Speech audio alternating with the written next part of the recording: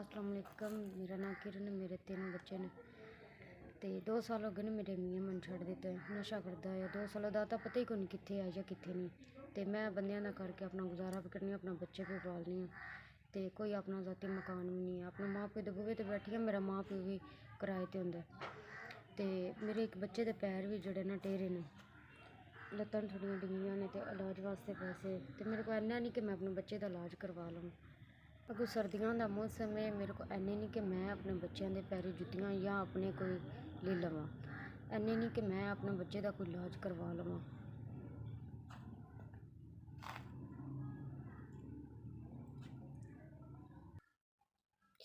मेरे बच्चे दियां लत्तां डिग्गियां ने, पैर टेरे से, ते मैं इन्ना नहीं कि थोड़ा बोला कोई इलाज करवा ला, मेरे को इन्ने पैसे नहीं है।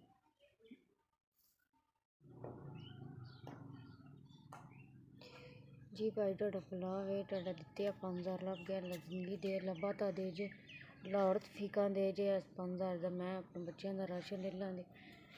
तो मेरे 2 साल हो गए मेरा खावन मन छड़ के गए, मेरे निक्के निक्के बच्चे मैं अगों पिछे करके अपना गुजारा करनी है।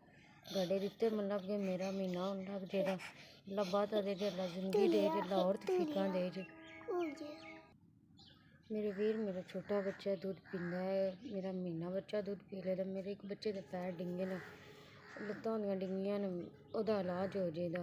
ते अल्लाह तुहानू जिंदगी दे लाभा ता दे देन, होर तफीका मौला तुहानू दे। चाचू शुक्रिया, चाचू शुक्रिया।